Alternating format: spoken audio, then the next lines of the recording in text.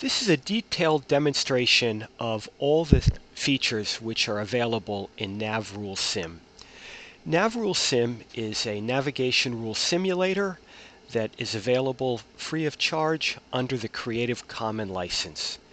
It's available in 3 packages that support 3 different operating systems: Windows 10, Linux, and OS X. And I'll be performing the demonstration on a Windows system, but because the application leverages Java and the Java runtime environment, which is similar across all operating systems, what will be seen in the demonstration on the Windows system would be also very similar to what would be observed on the other 2 operating systems.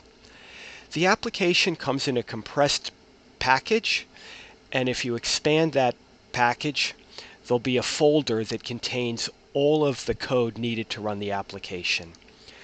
I've already expanded the package, and this is the folder that contains all of the code to run the application. You start the application by selecting a start file, which will start the Java runtime engine and begin the simulator. You could create a shortcut to do this, but for this demonstration, I'll go ahead and directly click on the Start NavRuleSim file. So it opens up the application. I'll expand it so it fills up the screen just to make it easier to see in the demonstration. The first time NavRuleSim starts, there are labels directing the user to the vessel simulator. So if you press on the button for the vessel simulator, the simulator will begin with a set of preloaded simulations that are designed to teach a user how to use the virtual sailboat in the simulator environment. And it starts from the very beginning and progresses forward, teaching all the skills needed. So the first simulation is something as simple as learning how to open and close a 2D image that's part of the simulation. This could be some notes on what needs to be accomplished in the simulation, or more likely a nautical chart that's relevant to the simulation. From there, it moves into the very basics, learning how to use the point of view arrows to change the direction of view from the virtual sailboat. From there, there's a simulation with the basics of how to start the simulation so that there is motion of the objects in the 3D nautical world. You can learn how to replay the simulation and then even terminate the simulation in the middle of the run. From there, there's simulations talking about how to control speed under power with the throttle, how to control the direction of the vessel using the tiller control. You'll see that after 5 simulations, there was a little bit of a pause while our buffer loaded up to load the next 5. Why I mentioned that we'll be covering later in the demonstration, but I wanted to point that out. So we proceed with the next simulations in the set. This talks about how to use the compass. We learn how to move the vessel in reverse. We learn how to now handle the boat for extended movement throughout the nautical environment. We learn how to go full speed and handle situations where vessels are in distress. And then we finally end it with a simulation that brings it all together in terms of handling our virtual sailboat under power, which I'll start just to show some of the controls. Obviously, we would have been moving our virtual sailboat and interacting with the environment through all of these simulations. But this last one here in the first part, boat under power, I'll demonstrate. So I start the simulation. There's some motion. I'll move the throttle forward so we have some speed. And then using the tiller, I can control the direction. We'll point our way up through the channel. There's a chart that's showing what we need to do. We can come in through the day marks, between the day marks here, and then head up towards between the buoys that are at the end of the channel. And that gives a feel of handling the boat under power, bringing it all together. So I'll stop this simulation right here, and we can proceed on. So we've just completed the first part of the getting started simulations that have shown us how to use a vessel under power. There's two more simulations that are very simple, basically telling us what's the next step after we become comfortable using the simulator boat, and that's taking a test of our boating knowledge that will allow us to access additional simulations. And then there's another simulation that provides information on how we manage the simulations as we use them in the simulator. And then from that, we can go on into the second part of the set of getting started simulations, that if we want to learn how to use or are going to be using a boat under sail as well as under power with regard to navigation rules, the second part will teach us how to use the virtual sailboat powering it under sail. But that's optional only for those that are interested in using a sailboat in a nautical environment. So from that, we'll go back to the second step that would occur as we're using simulations with NavRuleSim, and that's going to the testing of our knowledge of rules. So we go in here, and all of the simulations in NavRuleSim are grouped based on a boat handling topic or navigation skill. And by answering a set of questions related to that given topic, demonstrating that we have the knowledge to be able to successfully succeed in accomplishing the objectives of the different simulations within that group, by answering all the questions correctly, we're then given access to those simulations. So I'll go ahead and start the first set of questions, which is basic conduct, how boats interact with each other on the water, the rules that are defining how they interact. And I'll be going through these pretty quickly. Those that are interested can, pause the video to see the questions and the answers that I'm providing. But we'll start with this first one here, and it's a case where we're being presented with a nautical environment consisting of some navigation aids and a boat approaching us, and then we're being asked what should be our conduct with regard to that boat. And for those of us that understand the navigation rules, we're approaching that boat on its starboard side so we can stand on. And that answer is correct. We're given a little slide as well as some information about why the answer was correct. If we got the answer incorrect, it would have given the same information to help us understand why we'd gotten it wrong. So I'll move into the next question. I'm going to be moving through these pretty quickly just to answer the different questions.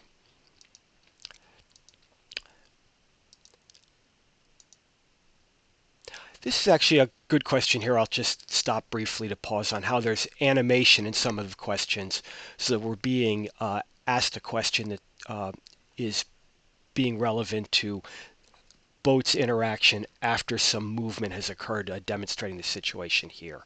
And so even though we're approaching this boat on its starboard side, because we were initially overtaking it and we have not passed the boat, we must still have to give way to it. So I'll continue with the questions. In addition to questions about our mode of conduct, there's also questions that may be true or false, as well as some multiple choice questions.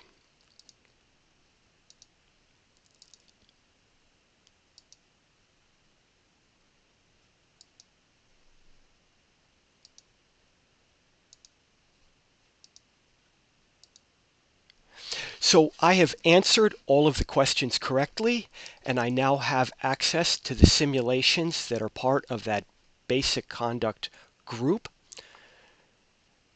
So I will go ahead and return back. We'll go into the simulation section again. And you'll see that now, instead of the getting started simulations being loaded, we're now getting access to a new set of simulations that relate to vessel conduct. The simulations are typically 20 simulations grouped in 10 simulations for a boat being handled under power and 10 simulations with a boat being handled under sail. And so we can move through the different simulations. We can uh, go activate the simulation, or we can just advance to the next one. What I'm going to do is I'm just going to step through to get to a simulation that I think is of interest. You'll notice that the simulations are being loaded after the fifth one. Here's a simulation. So I'll start off. We'll start the simulation, and we can use the point of view arrows to look around. So if we see up ahead, we've got two boats that are coming toward us. And that boat is on power, so it's going to have to get out of our way because we are on its starboard side, which it's doing. And then you'll also see there's a sailboat coming at us. Because we're under power, we would have to get out of, give way to that sailboat if we're impeding its motion. But as can be seen by the change in relative bearing, the boat is going to be passing behind us. That sailboat is going to be passing behind us. Now this sailboat up here is a different situation. We were going to be intersecting its path, and we have to give way to the sailboat. So I've changed the course to go around behind that sailboat. And then we'll just come around, and then we'll head towards our objective of the simulation, which is to get to that yellow buoy.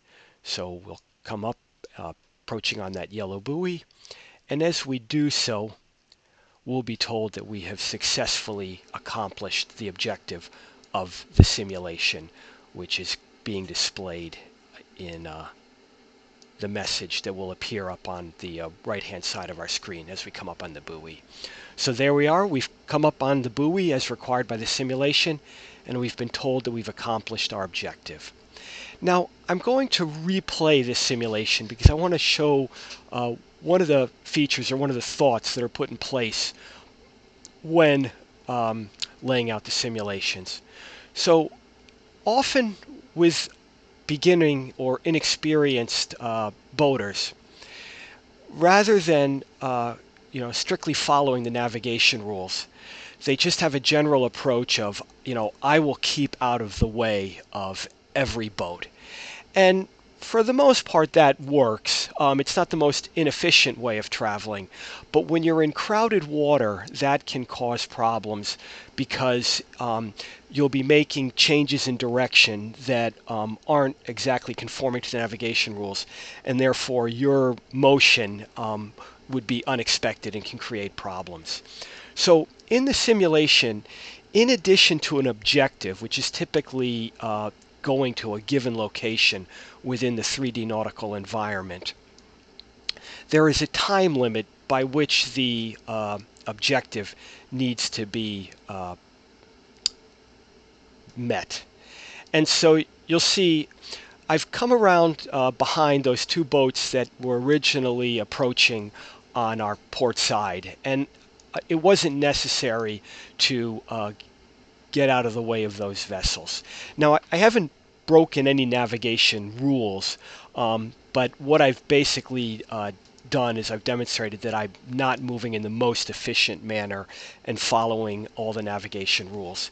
And as a result, I'm failing to meet the objective because I'm not performing the required objective in the allotted time. And therefore, the simulations provide a means of not only reporting errors when navigation rules are being violated, but also giving feedback in terms of is the motion through the water of the simulated vessel in the most efficient manner according to navigation rules. So once you're done with simulations, you can replay them as often as you'd like. You can cycle through them as often as you'd like. But once you become familiar with a simulation and no longer want to run that simulation, you can use the erase button, which is erases that simulation, moves on to the next one, and that simulation will be no longer displayed. So I'm going to return. We'll go back to the test questions to answer some more test questions to get access to some more simulation groups. So I'll load the next set, which has to do with navigation rules. And in this case, I'm going to come back and answer this question true. And that's incorrect. If the buoy, if a non-buoy is on our port side, we are not returning back from open water. And it's starting to become clear to me that I really don't have a good knowledge of navigation aids. Now, NavRuleSim is a complete navigation simulation package. It includes everything that's needed to perform the simulations in the application and learn the navigation rules, including a Learn section. So I'll go into the Learn section. If a person isn't familiar with navigation rules and doesn't know where to start, they can just start at the beginning of the list, and they'll work their way through the lessons that start with things as simple as basic nautical terms. Or you have the option of going back to the different topics. In this case, there's a topic on navigation aids that we'll go to. We'll load that, and then we can actually go through a lesson that provides us information on navigation aids. If we ever had a question, we could come back at a later time and look at different given lessons. So it's a very complete learning section that provides all the information that's needed to answer the questions. And not only that, but as you complete lessons, the lessons tell you what information you've received and what test groups you now have knowledge to pass. So we'll go back in, we'll start again through the navigation aids, and once again I'm going to answer the questions. I'll do it kind of quickly just so we can run through here. Somebody that was interested could pause to see what the questions and answers that I'm providing are.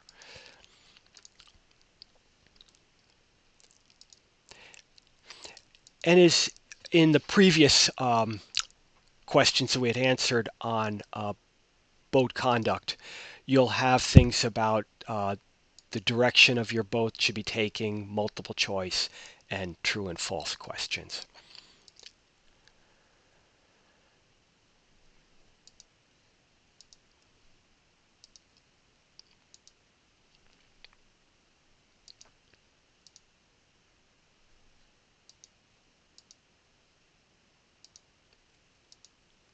And I've answered all of the questions correctly on the navigation group, so I have access to those simulations. Before we go back into simulations and look at those new simulations, I'm going to go into the settings group.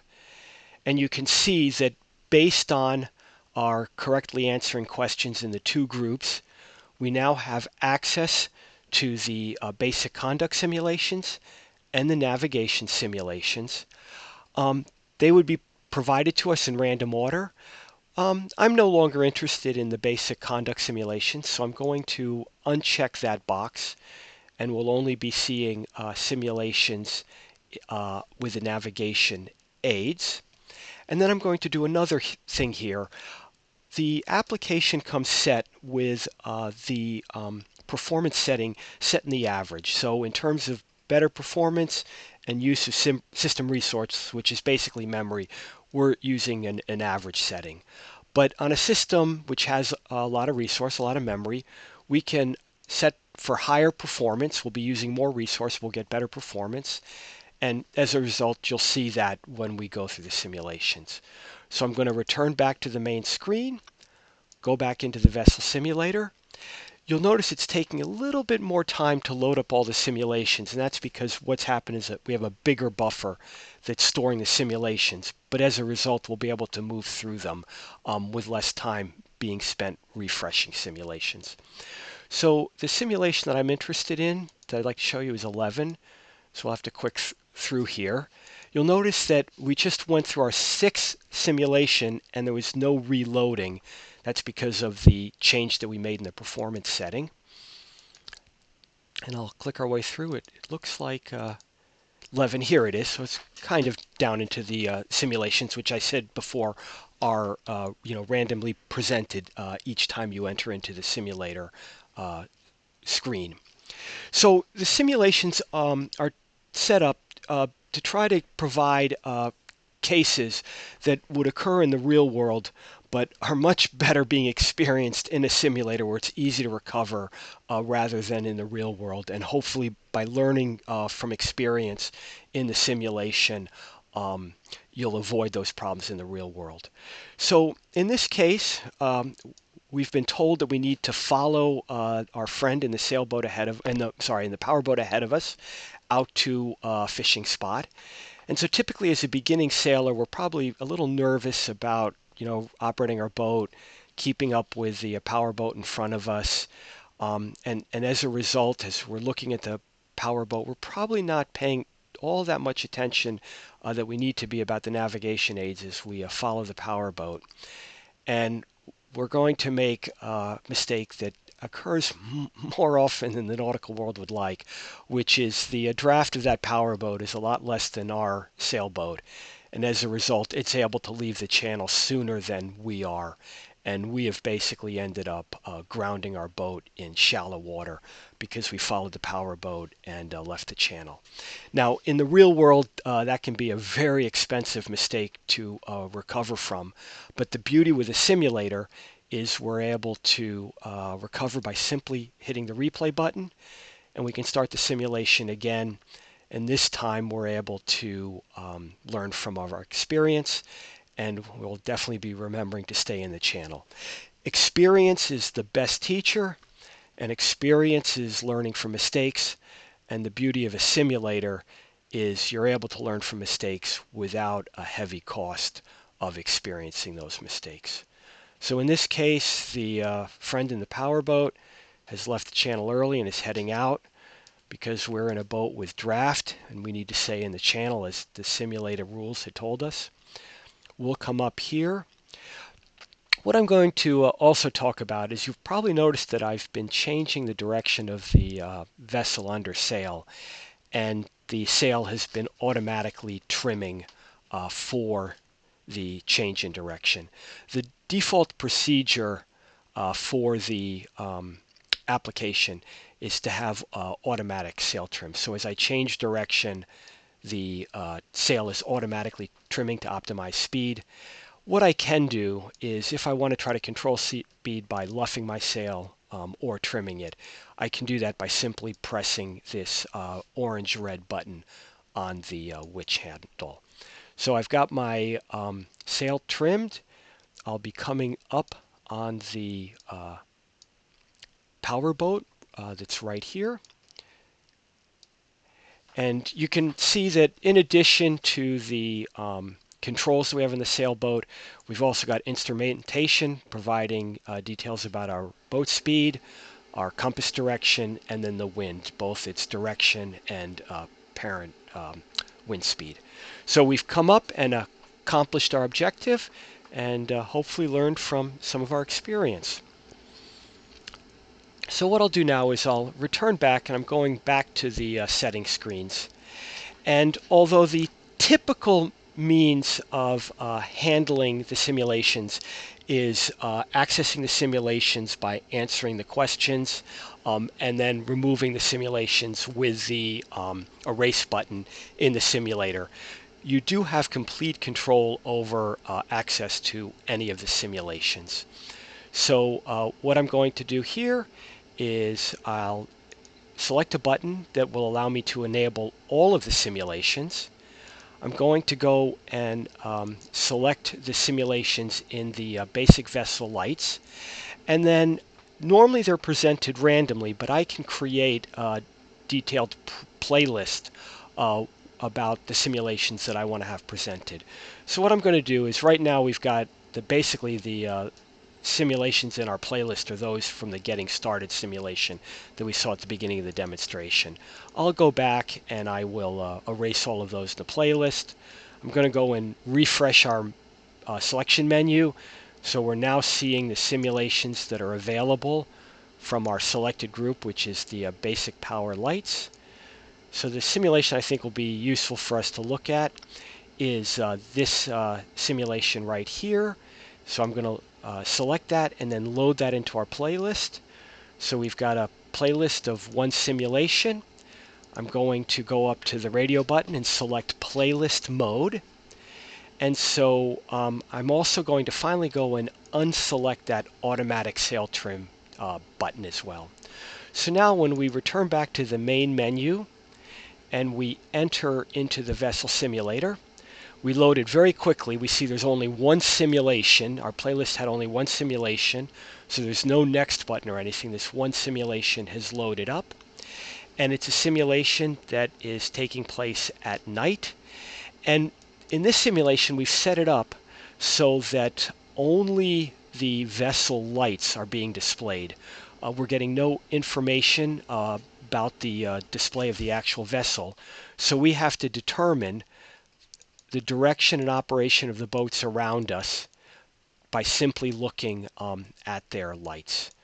So that fishing boat behind us is from its direction is passing behind us. We don't need to worry about that. We do have a power vessel by its white masthead light that's approaching us, but because we're under sail, that boat is going to have to get out of our way. And as we see, it's making a turn right now, and that change in the vessel light pattern has provided us that information. But we've had an objective failure, and if we see, we failed to get out of the way of a catboat, a sailboat. So our problem wasn't with this power boat that's off on our port side, but if we look at the point of view arrow, we've got that red light down there, which is a sailboat, and we failed to stay out of its way. So the beauty with the simulator is it's easy to recover. We'll hit the replay button. We'll start the simulation again. Looking around, we do see that orange or the red port side navigation light. It's kind of hidden with our main sheet there, but there's definitely the sailboat down there that we need to avoid. So not only do we need to avoid it, but if we look at the wind direction and the information that we're getting about that portside navigation light, we were definitely on the same tacks, and since we're upwind, we have to be out of the way of that vessel.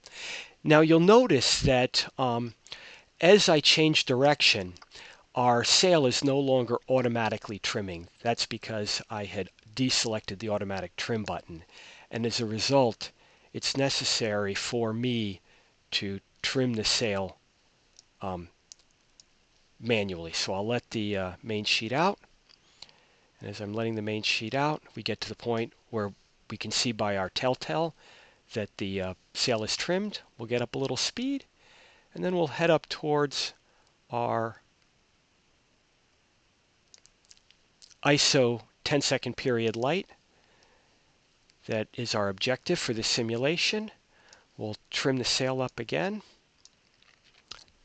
and we'll see ourselves coming in onto the light, which is our simulation objective. So got ourselves lined up here. We're coming in on the light, and once we reach that light, we'll have met our objective for the simulation. So I wanted to give 3 different examples of simulations in this demonstration, showing the different features that are available. The simulator is continually monitoring the boat for conformance to navigation rules as well as safe boat handling. So we've accomplished that objective. I'll go back to the main screen and I'll show 2 more things that I think are of interest in the NavRuleSim, particularly it being a complete solution. And so that's the reference section. All of the vessels that appear in the simulations are available in the reference section. And so you can select them and you're able to look at them at different views at different conditions. So if I go down to the medium power boat, we're able to see that using our mouse. We can rotate it around to see in different directions as well as different distances.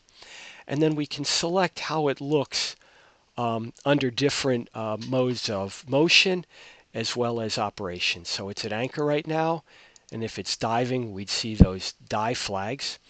In addition, we can look at different conditions. So we have it at night. During the day, we see the light pattern if it's engaged in diving and anchored. or if it was moving and engaged in diving, we'd see this pattern. We can rotate the vessel with our mouse, or we can actually use this checkbox, which automatically rotates it, allowing us to become familiar with the light pattern at different angles. And we also have a checkbox which allows us to only display the lights, helping us become familiar with identifying the light patterns. And then I'll finally end with one last section, which is the help section. There's a pretty extensive help section for the application, providing all the information that you need about everything that's available in NavRuleSim. But I'll point one out, that's the simulator section. And in the simulator section, in addition to giving a lot of information about how to use the simulator, there's a section about the different errors that can occur while you're using the simulator, and when you get those different errors, advice on how you should be maneuvering and handling your boat to avoid those errors occurring in the simulator. So that wraps up the demonstration. If you found it interesting, the application, as I had said, is available free of charge under the Creative Commons license, and it's available for download at duncanharbor.org. That is www.duncanharbor.org. I wish you pleasant boating experiences, whatever your journey may be.